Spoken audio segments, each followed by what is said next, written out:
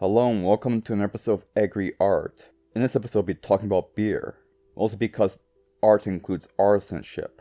The first solid evidence of beer making comes from Mesopotamia and Egypt, based on the work of Dr. Hopf in 1976. This was based on written records. Beer was used for many purposes, including a daily meal item or staple good, an intoxicant, an offering to the gods of the underworld, and as medicine. The first archaeological and archaeochemical evidence for beer was found in the Upper Egyptian Hierakonpolis site dating between 3500 and 3400 BCE, based on the work of Dr. Maxoid in 1994. However, in 1984, there's writings, although no sound evidence, for beer making by the Celts, by the ancient Greeks and Romans, who mentioned that intoxicating drinks were used by several tribes such as the Celts and Gauls. The Romans also wrote about the good keeping qualities and tasting qualities of beer made by the Iberian Celts. Written sources and graphic depictions of beer brewing are the most common form of prehistoric and early historic forms of beer brewing, with actual archaeobotanical indications of beer production being very rare.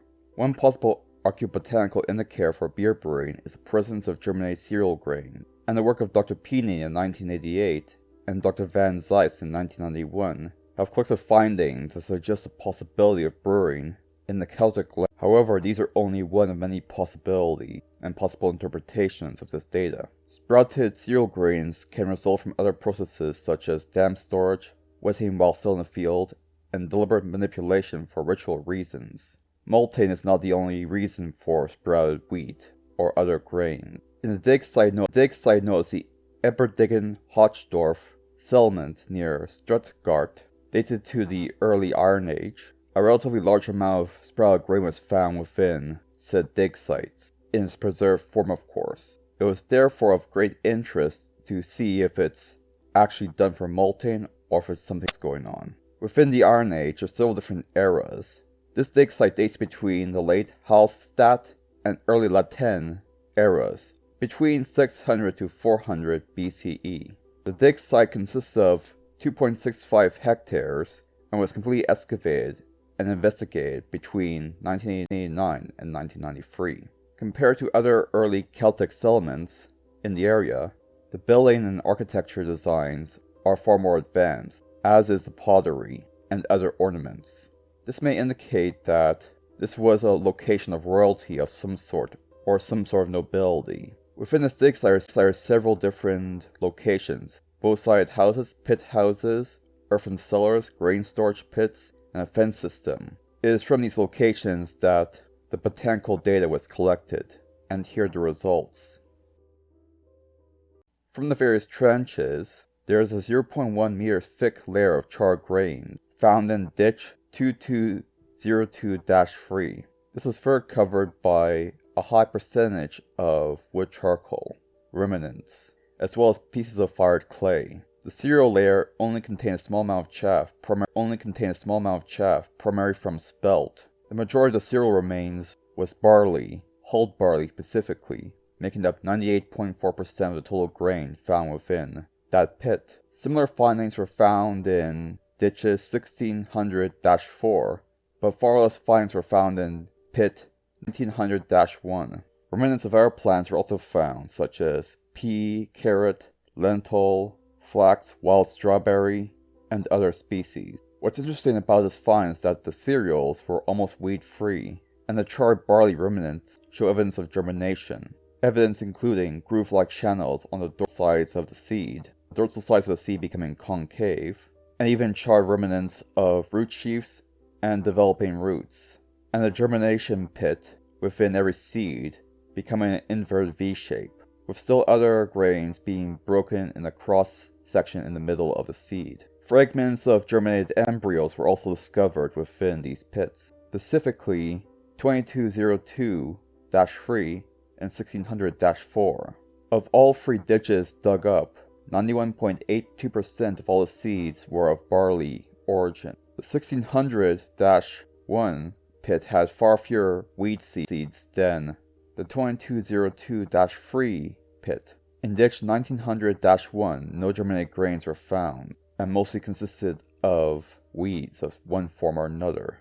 This is quite similar to what was found in the cellar pits and pit houses. Of the 4 settlements that were excavated, the majority of the grain seems to be barley, although the Hochdorf one seems to be highest in the amount of barley, at 81% barley, while the rest hang around 60 to 70% barley collected. To determine if they could detect evidence of barley malting, collected and dissected the 2 common types of barley, naked and hulled, as well as 4-roed barley used for grain making, like bread and other stuff, and 2-roed barley, which is used for making beer.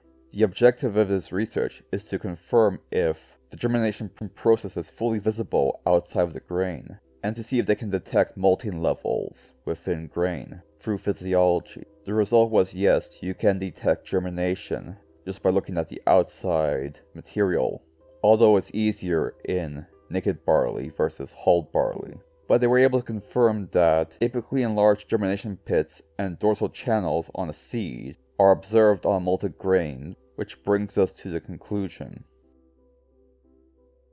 Based on all the information, including the experiment, it was found that the barley was in fact evenly, although weakly germinated. It consisted of almost pure hulled barley, indicating deliberate germination. If it was a representation of accidental damp storage, one would expect stronger and less even evidence of germination. Germination would have been shown a lot more rapid and extensive, rather than being partial in nature, and the amount of germination would have been uneven. The absence of weeds and chaff also indicate that this process was deliberate to one degree or another, as this indicates that the barley was clean and fresh prior to storage. The presence of other artifacts and ecofacts seem to indicate a conscious germination of these grains, and these grains were only found in 2 U-shaped ditches from Hochdorf, an indication of some sort of intention. The specific shape of the germination scars,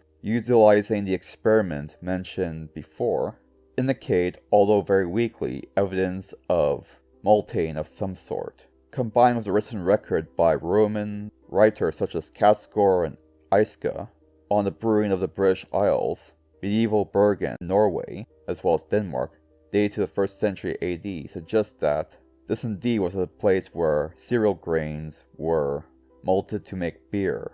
This indicates that at least one of these U-shaped ditches was used for malting and as a kiln to burn away the excess hulls for ease of collection. In essence, the seeds were partially sprouted, placed into the ditch, and burned to remove the hulls, and heated over a low temperature in order to facilitate malting. The overly burnt grain, however, plus the amount of charcoal, indicates that the original structure broke down and was burned at some point in history, and was subsequently abandoned. Other collected evidence from related dig sites within that village included the Freiburg site, which had evidence of remnants of hops, as well as other flavoring agents such as henbane, for a more narcotic experience, although that was speculation by Dr. Duell et al.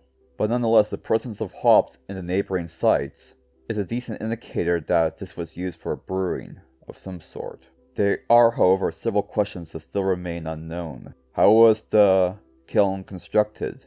Where did the germination take place? Special containers where the wort and other materials needed to make the beer were not found. No cooking stones or other materials have been found in association with the U-shaped ditches. Details of brewing are not written by any Roman writers either, nor is there any iconographic sources on brewing techniques. So while there is evidence, potential beer making is not definitive until more archaeological evidence is discovered, and the answer to this question will be non-definitive. And that about covers everything. Thank you for watching. Thank you for watching this video. If you enjoyed this video, please like and subscribe. If you really enjoyed it and think you can donate, you can do so at Buy Me a Coffee, link in the description below. Thank you for watching.